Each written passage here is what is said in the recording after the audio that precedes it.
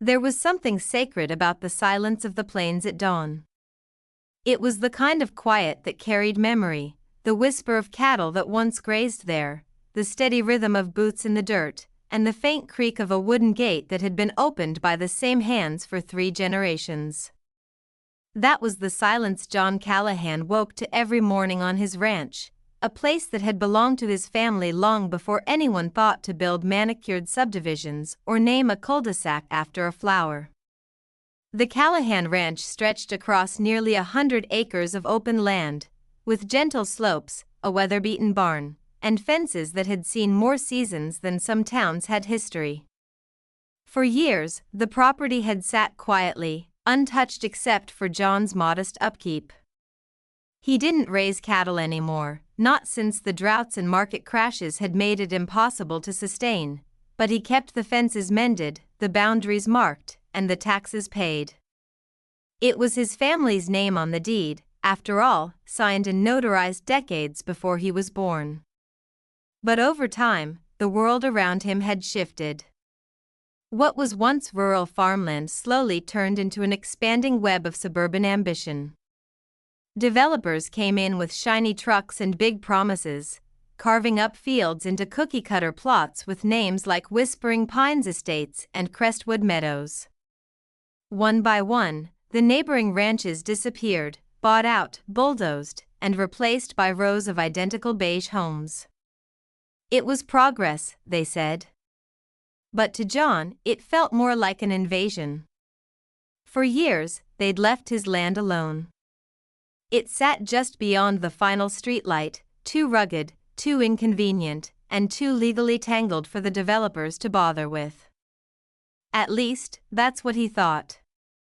It wasn't until the day the first bulldozer appeared on the far edge of his property that he realized something had gone terribly wrong. At first, he assumed it was a mistake. The machines were on the southern stretch, near the old creek bed, a part of the land he rarely visited.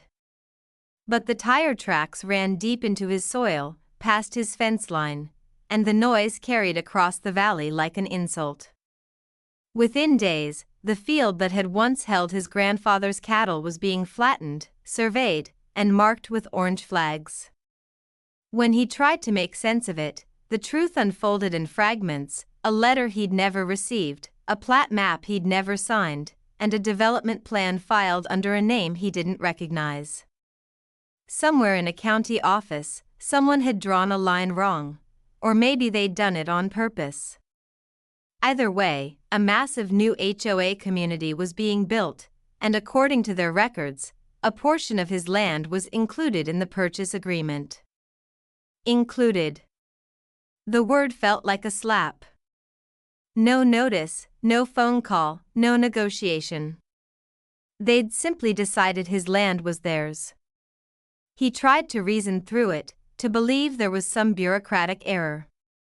But when the trucks kept coming, when they began pouring foundations and installing utilities, the illusion of mistake vanished. They weren't confused.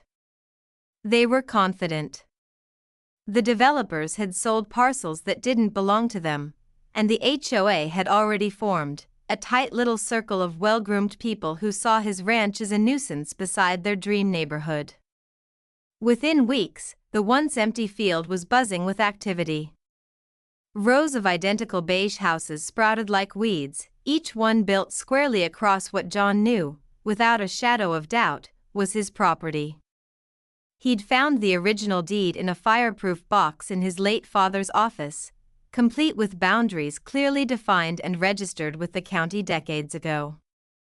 But somehow, none of that seemed to matter to the people in shiny SUVs and hard hats. The arrogance of it burned.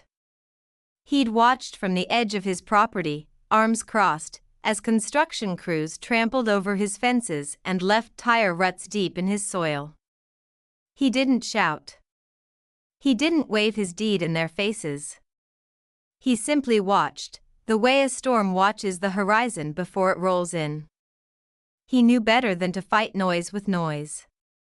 The Homeowners Association, newly formed and proud of its exclusive development, sent letters to nearby residents, welcoming them to the Crestwood Ranch estates.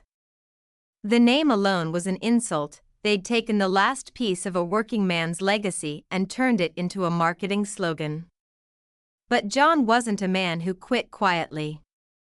He knew property law better than they did. His father had taught him to always keep his papers, always keep the surveyor's marks visible, and always make sure your fence stands where your land does. So, when the HOA's president, a sharp, immaculately dressed woman named Margaret Hollings, signed off on the final phase of development, she didn't know that the land she was building on wasn't quite hers. She didn't know that her new community had overstepped the invisible line that defined generations of Callahan soil. But John did. And he planned to remind them. Over the next few weeks, he started visiting the county records office, quietly gathering every document tied to his land. He spoke with surveyors, pulled plats, and traced boundary coordinates that the developers had ignored. Every measurement confirmed what he already knew: nearly 10 acres of the new development were still legally his. That was when the idea began to form. He could have sued, of course. Any lawyer would have jumped at the chance. But lawsuits were slow, expensive, and public. The HOA would fight, the developers would delay, and by the time the courts decided anything, the land would be buried beneath concrete. No, John wanted something better. Something that would make them feel the mistake they'd made. He began to rebuild his old fence. Not the simple wire post barrier that had been there before, but a real fence, one that would follow the true boundary of his property, inch for inch. He set the first posts deep into the soil, right along the invisible line where Crestwood's neatly paved road ended and his land began. The sound of hammering echoed through the valley again, not as an act of defense, but as a statement. The workers laughed at first. Then, when he came back every day, measuring, setting, reinforcing, they stopped laughing. They started calling their foreman. Their foreman called the developers. The developers called the HOA. And within a week, Margaret Hollings herself showed up, clipboard in hand, lips pursed, and eyes narrow as she stared at the growing wall of cedar planks cutting through her freshly poured sidewalks. She didn't know it yet, but she was standing on the wrong side of history, and John Callahan was just getting started. By the time the last week of May rolled around, the skeleton of John Callahan's new fence stretched for nearly half a mile. It wasn't elegant, not yet, but it was deliberate. Each post stood straight and measured, set in concrete, aligned perfectly to the original boundaries of the Callahan Ranch as recorded in county archives from 1957. The precision wasn't accidental, it was evidence. The new residents of Crestwood Ranch Estates had only just begun moving in, their driveways still slick with drying asphalt, when the fence appeared like a scar across their tidy new neighborhood. It cut clean through a stretch of what they believed was communal land, the HOA's future park and recreation area, and split several properties in half. To them, it was an outrage. To John, it was reclamation. The HOA had spent months promoting their open greenway, a rolling meadow for picnics and dog walking, complete with a pond that barely held water. Now, a tall cedar wall rose right through the center of it, dividing the land like a border through a battlefield. The homeowners complained, gathered in small circles, pointed fingers, and took pictures. But the man building it never said a word. John worked quietly. Every morning, he'd drive his pickup down to the site, unload lumber, and go to work with a hammer and level. The sun beat down on his neck, the air smelled of sawdust and sweat, and the sound of his tools echoed like defiance. When Margaret Hollings, the HOA president, finally decided to confront him, she came with a small entourage, clipboard in hand, sunglasses perched on her nose, and a smile that carried the false sweetness of someone used to getting her way. The residents watched from a distance as she gestured sharply, her voice rising in disbelief and indignation. But John didn't stop hammering.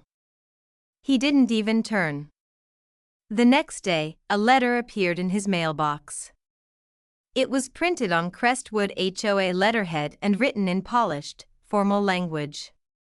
They demanded that he cease and desist construction immediately, citing trespassing and obstruction of community property. They gave him 7 days to remove the fence or face legal action. He didn't reply. Instead, he took that same letter, laminated it, and nailed it to one of the posts facing directly toward the street. Beneath it, he stapled a copy of his land survey, complete with county stamps and signatures proving ownership of the very ground they were standing on. Within 48 hours, the story began spreading. Local contractors whispered about the stubborn old rancher who'd fenced off an entire HOA development. County clerks murmured about the quiet man spending hours digging through old maps. And by the end of the week, even the local newspaper had caught wind of the Crestwood fence dispute. Margaret was livid. She called emergency HOA meetings, summoned lawyers, and demanded an injunction. But things weren't as simple as she wanted them to be. When their attorneys pulled property records, they found what John already knew: the land in question still legally belonged to him. Somewhere between the developer's land acquisition and the final plat approval, someone had made a mistake. The sale had gone through without proper verification, and no transfer of ownership had ever been recorded. Legally, he was within his rights. The realization didn't sit well with the HOA board. They tried to frame it as a misunderstanding, offered to negotiate a fair price, and even suggested he take down the fence for the good of the community. John didn't bite. He'd spent a lifetime watching big people take advantage of small ones: banks, developers, county boards, and he wasn't about to hand over his family's land just because it was inconvenient for someone else's lawn layout. So, he built higher. The cedar planks rose taller, reinforced with steel posts and barbed top wire that gleamed in the sun. He cleared brush, installed a heavy wooden gate, and hung an old, hand-painted sign that read, "Private Property, Callahan Ranch. Trespassers will be prosecuted." That sign became infamous overnight. For the new homeowners, it was a symbol of division, a blemish on their perfect little suburb. For John, it was justice, quiet, solid, undeniable. But the HOA didn't give up easily. They began small acts of defiance, trimming grass on his side of the fence, moving trash bins too close to the line, accidentally damaging the lower planks. When that didn't provoke him, they filed complaints with the county code enforcement office, claiming his structure violated zoning ordinances. The inspector who came out, a middle-aged man with tired eyes, took one look at the documents John had collected and shook his head. Everything was legal. The fence sat exactly on his property, not an inch over. He even noted that the HOA's landscaping extended several feet onto John's land, a violation that Margaret didn't want to hear about. The more they pushed, the calmer he became. The quieter he got, the louder they grew. Weeks turned into months. The new homeowners stopped waving at him. Kids who once rode their bikes near the open field now avoided the fence entirely. Some people began whispering rumors that the rancher was crazy, that he was planning to sue the whole HOA, that he'd booby-trapped the property line. The truth was far less dramatic: he was simply patient. John knew that noise fades, but paperwork lasts forever. By late summer, the HOA was trapped. They couldn't expand their park. They couldn't build the planned clubhouse because half of it sat on his side of the fence. The property value reports began to dip. Realtors complained. New buyers backed out. Margaret, determined not to lose control, decided to escalate. The HOA hired a legal firm to resolve the dispute, sending letters to the county threatening action against both John and the planning department. But as the lawyers began digging, they discovered that not only had the developers encroached, they'd done so on land that included a right-of-way easement that hadn't expired. It meant that not only did John own the land, he technically controlled access to a major road the HOA used daily. It was a quiet bombshell. The next morning, John closed the gate. He didn't lock it, just swung it shut and chained it loosely with a sign, "Road closed, private access." Commuters were forced to detour. HOA members flooded social media with complaints about being held hostage by a stubborn old man. News crews started driving out to the ranch, snapping pictures of the imposing cedar wall against the backdrop of uniform beige houses. And as cameras rolled and the HOA seethed, John Callahan stood by the gate, hands in his pockets, looking across land that had once been forgotten and now was impossible to ignore. It was no longer just about a fence. The summer heat pressed down like a weight over Crestwood Ranch estates. The hum of lawnmowers and the scent of new paint filled the air, but beneath the suburban calm was tension, quiet, spreading, and unmistakable. Everyone felt it. Every homeowner, every board member, every contractor who had to reroute equipment around the cedar wall that now sliced through their manicured paradise. What had started as an annoyance had become a crisis. The HOA's image, polished, professional, and proud, was cracking. And the man responsible for it didn't even raise his voice. John Callahan kept to his daily rhythm, steady and deliberate. He'd spend mornings repairing the fence, afternoons filing paperwork, and evenings at his kitchen table under the yellow light of a single lamp, sorting through folders of documents that most people would never have understood. Old deeds, plat maps, tax statements, and letters dating back half a century, all neatly labeled, all perfectly preserved. To him, they weren't just papers. They were memory, proof, and weapon all at once. He knew what the HOA didn't, that property disputes weren't won by shouting, but by signatures. Every inch of the land they'd paved over without permission had a paper trail leading back to his grandfather's hand. And once those records saw daylight, there'd be no denying it. When the first court summons arrived, he wasn't surprised. The HOA had finally filed a civil suit, accusing him of unlawful obstruction and interference with community access. It was predictable. But what caught them off guard was his counterclaim, a thick, meticulously prepared filing that named not just the HOA, but the developer, the surveyor, and the county planning department. His claim was clear: 10 acres of Crestwood Ranch estates, including several built homes, a park, and a main access road, all sat on his legally owned land. It was the kind of document that didn't just make people nervous, it made them quiet. When the news broke, local media picked up the story again. HOA built on wrong land, one headline read. Rancher claims half a neighborhood. Another called it the fence war of Crestwood.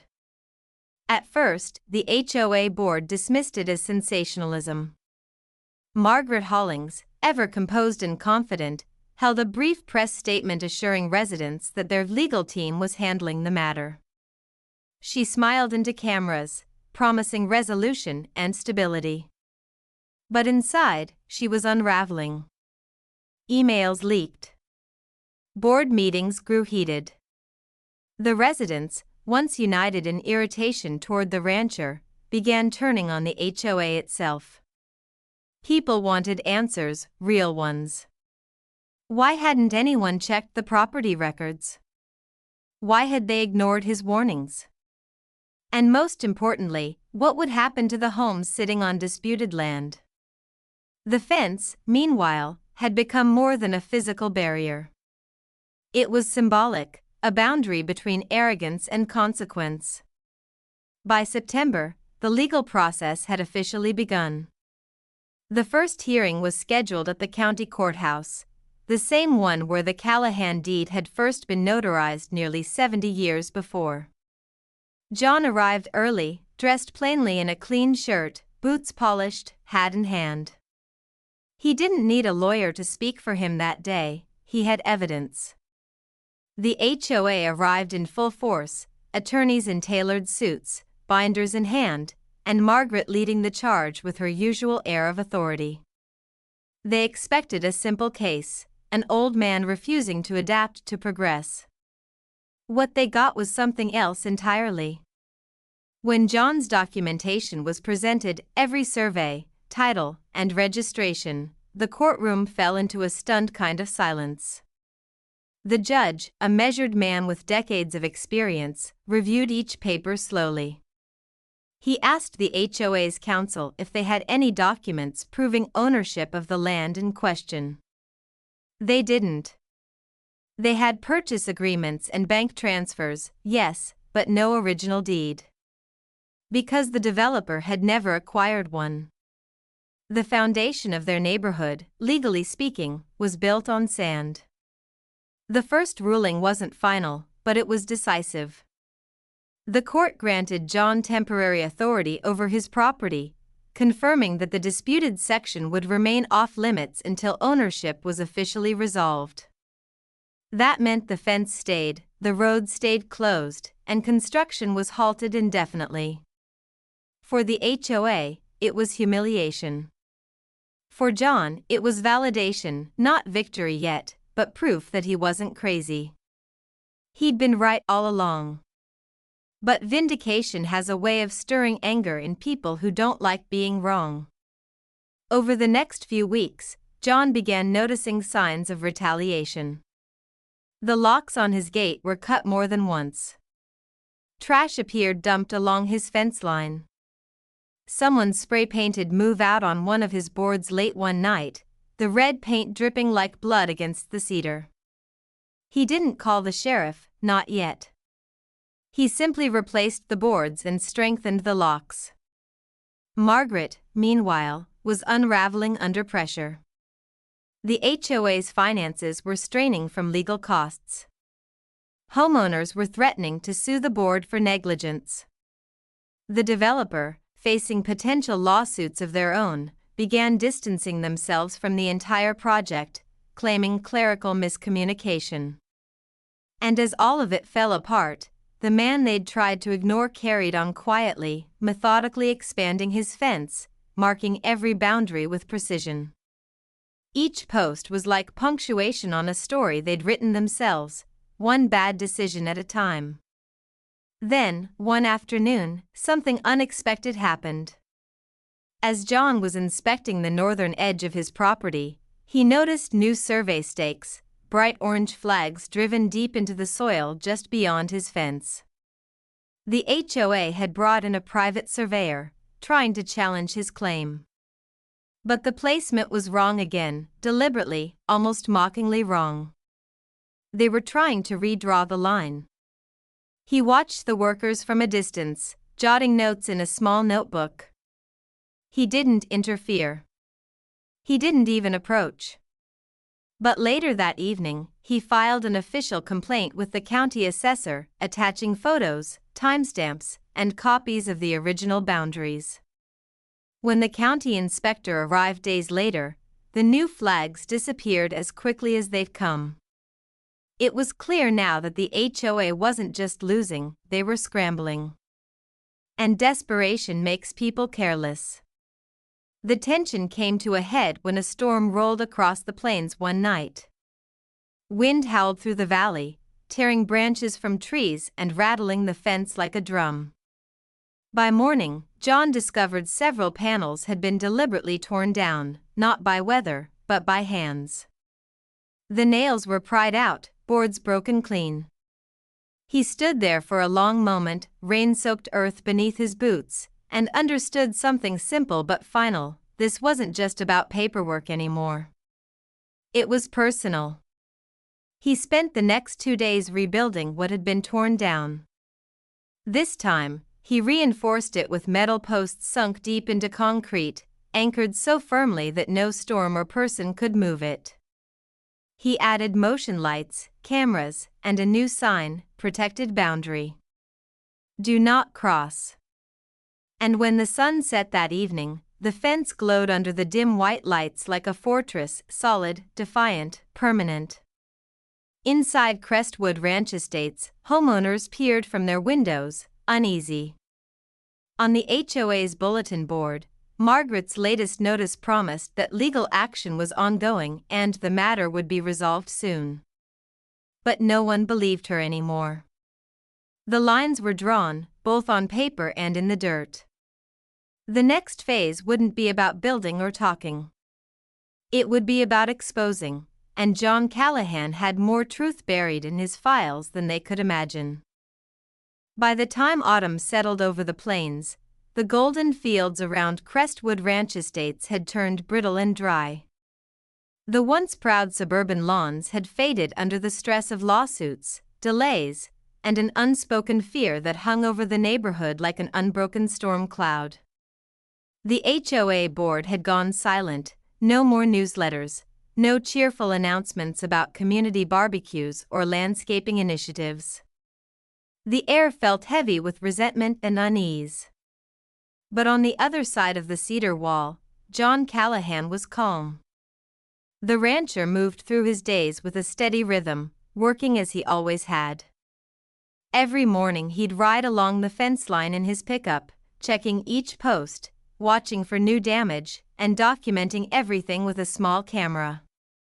The HOA might have underestimated him once, but not anymore. He had learned that in a battle built on paper and pride, evidence was power. The county courthouse had grown used to seeing his name on filings. Every week, John submitted updated records, statements, and photographs, not to harass, but to ensure nothing went unseen. He had spent months gathering proof of encroachment, misfilings, and improper zoning approvals. Each document told a story of greed and carelessness. But what he discovered next changed everything. While going through public records one evening, John stumbled upon a set of land transfer documents connected to the Crestwood development. The developer, desperate to push the project through, had used an outdated survey that merged boundaries between parcels. The clerical error that everyone blamed was no accident, it was intentional. The developer had knowingly presented falsified plats to secure bank funding, betting that no one would notice once the homes were built. It was fraud. Quietly, John gathered every related record, the signatures, the mismatched coordinates, the notarizations that didn't align. He placed them neatly in a folder marked Evidence, Crestwood Deed Fraud. When the next court session came, he turned those papers over to his attorney. Up until now, he'd been handling most of the process himself, but this was bigger. His lawyer, a seasoned property rights specialist named Harper, saw immediately what it meant. The HOA wasn't just dealing with a boundary dispute anymore. They were sitting on the aftermath of a fraudulent development deal, one that could invalidate entire property titles. The news spread fast. By mid-October, the county had opened an official investigation into the Crestwood development. Inspectors returned to the site, measuring, photographing, and comparing the plat maps to the actual land. The difference was undeniable. 10 acres of built property were indeed part of Callahan Ranch. The fallout came swiftly. Homeowners began receiving letters, cold, formal, and terrifying. Their properties were part of a legal dispute over ownership.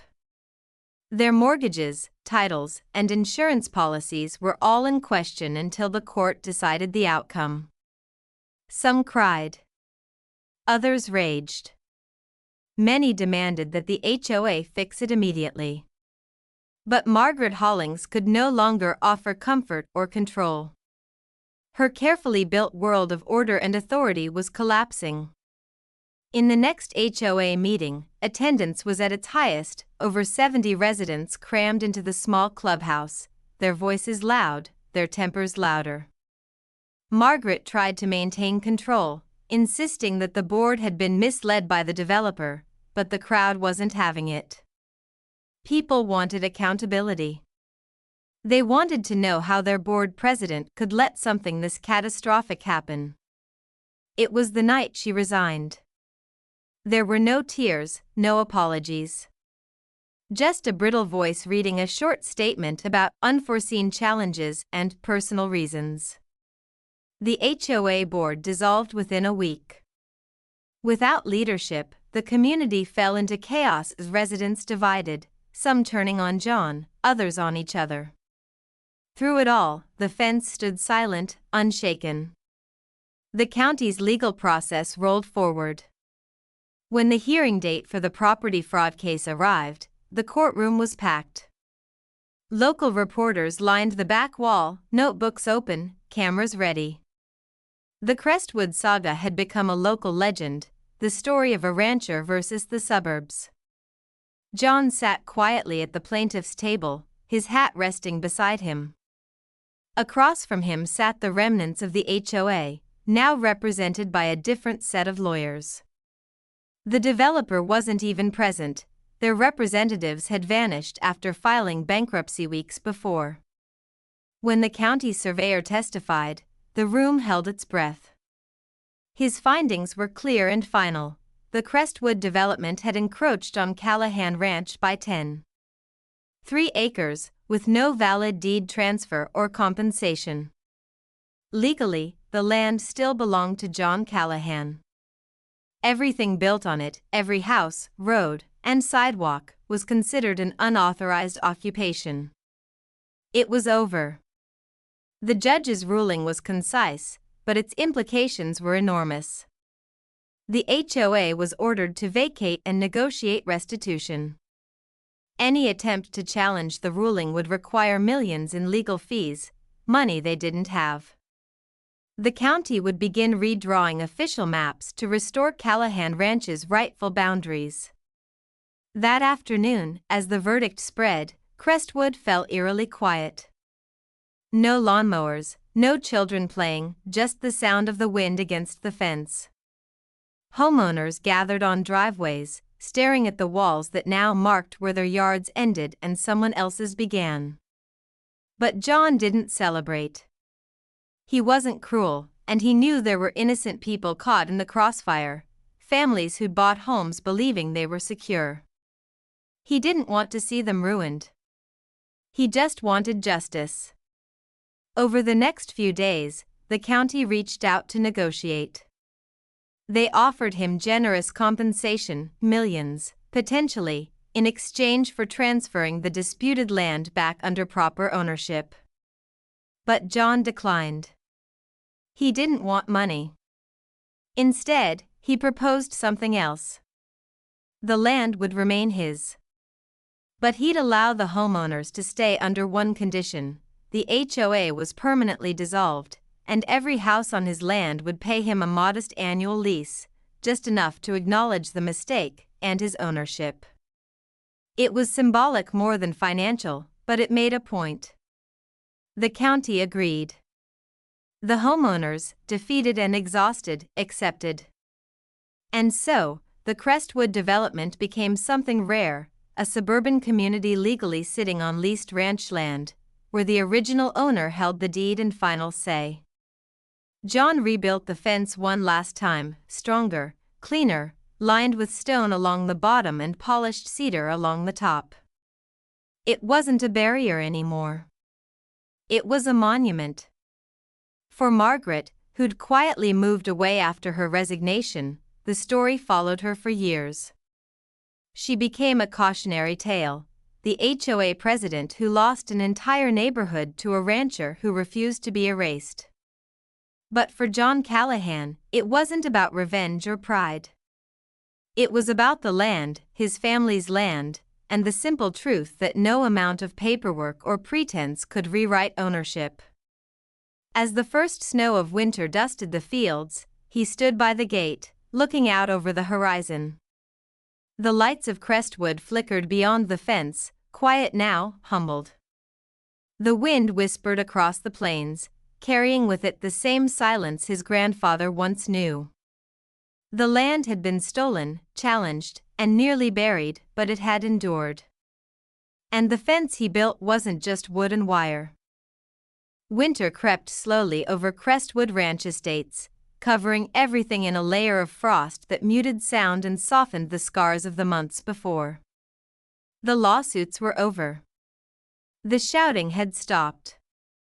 But the echoes of what happened still lingered, in whispers at mailboxes, in the nervous glances at property lines, and in the silence that hung over the once busy HOA clubhouse, now boarded shut.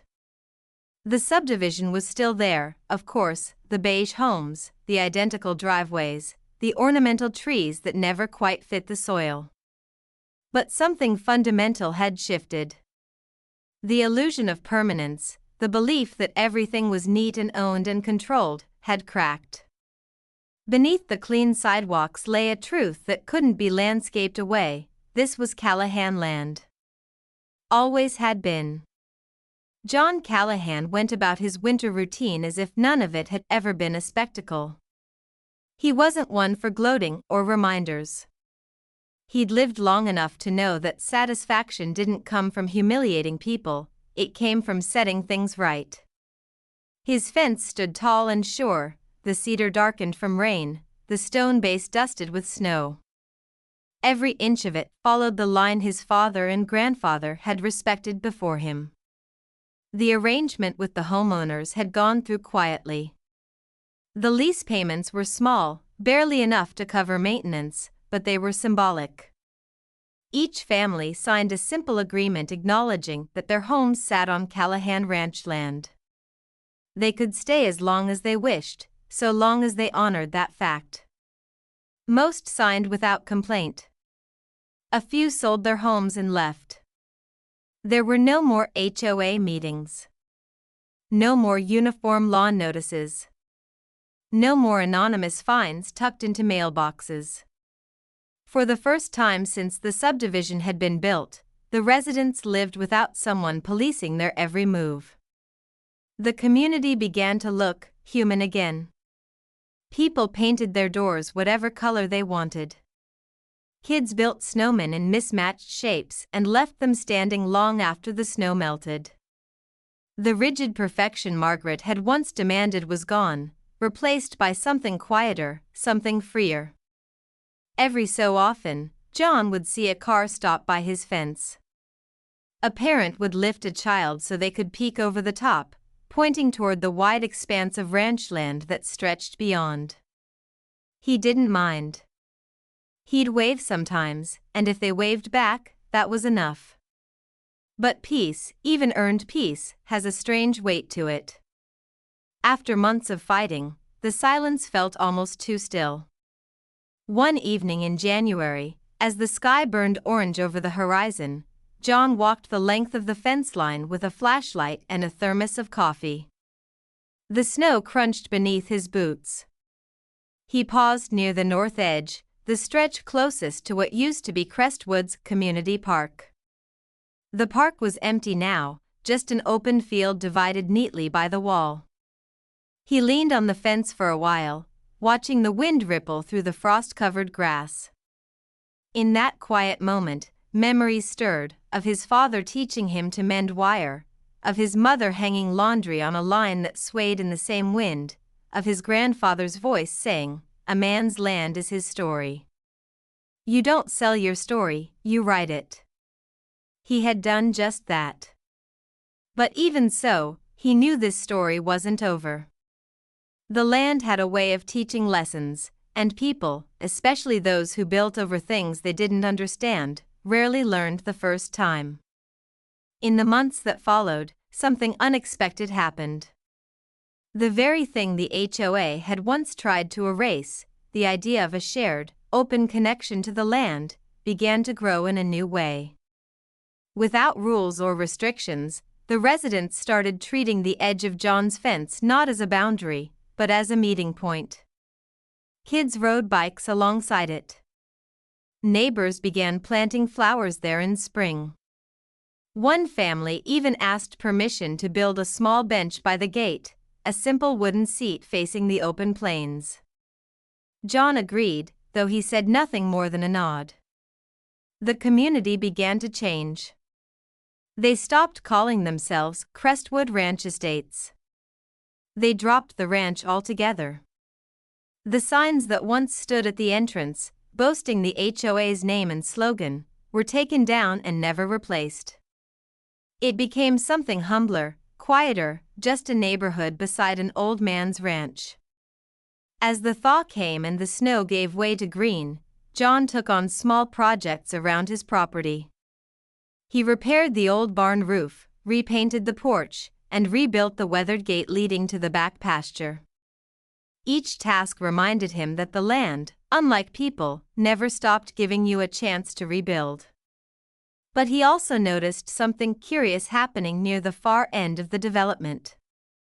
The empty lots, the ones the developer had never finished before the scandal broke, were beginning to attract interest again. Trucks rolled in. Surveyors appeared. Not from the HOA this time, but from new companies, smaller developers looking to revitalize the area. It didn't bother him, not yet. But he watched. Always watched. When one of the new foremen came to introduce himself, a polite, younger man with a clipboard and a cautious smile, John greeted him with firm politeness. The man promised no encroachments, no disputes. "Just finishing what was started," he said.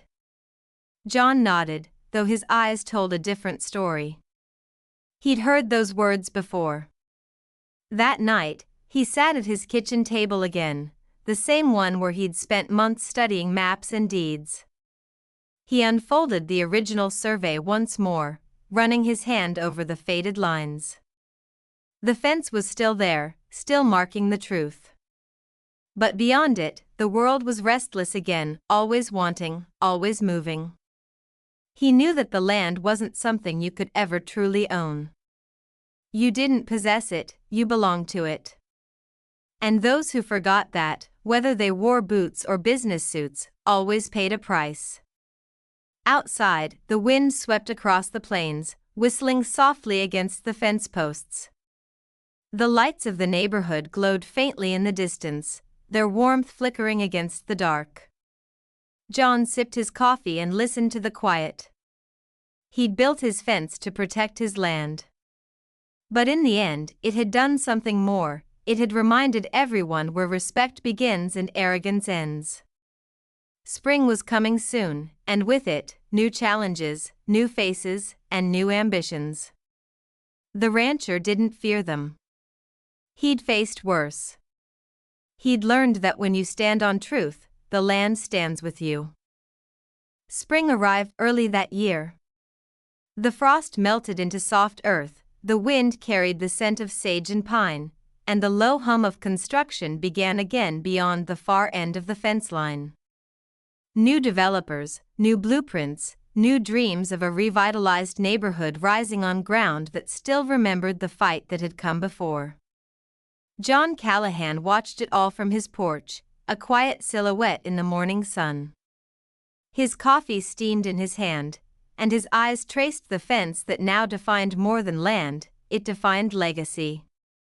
It had been nearly a year since the verdict, since the county maps had been redrawn and the Crestwood name had been quietly retired.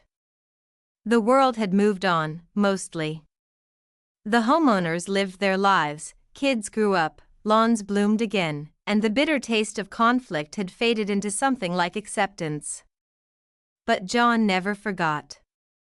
Not because he held a grudge, but because memory was a kind of duty.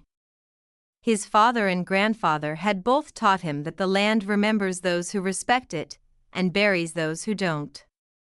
He'd won his fight, yes. But winning had come with a kind of loneliness, too. The fence that once stood as a weapon now felt like a monument, and monuments, he knew, were built for things that don't come back.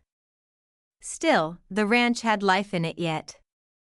He'd begun restoring the back acres, clearing brush, reseeding grass, and rebuilding the old cattle pens that had fallen into disuse.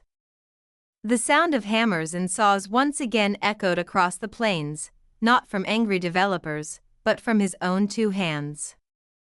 The work steadied him, reminded him that creation was always better than conflict. Word of what he was doing spread quietly through the nearby town. Young farmhands came by asking if they could help, college kids studying agriculture, men looking for honest labor, even a few of the very residents whose homes now sat under lease. He didn't turn anyone away. If they wanted to work, they were welcome. It started small, repairing fences, digging posts, clearing fields, but soon it grew into something larger. Together, they began restoring the old Callahan stables, painting the barn red again, and cutting new trails through the back pastures. It wasn't a business. It was something else, a gathering, a rebuilding of what had been nearly lost. Some evenings, families from the neighborhood came to watch the sunset from the fence line. They'd bring blankets and sit quietly, watching the horizon burn gold. No one talked about the lawsuit anymore. They didn't need to. The silence between the land and sky said enough. But not everyone saw it that way. One afternoon, as John inspected the fence near the new construction site, a sleek SUV rolled up. A man in a pressed suit stepped out, young, confident, the kind of person who believed paperwork and persuasion could move mountains.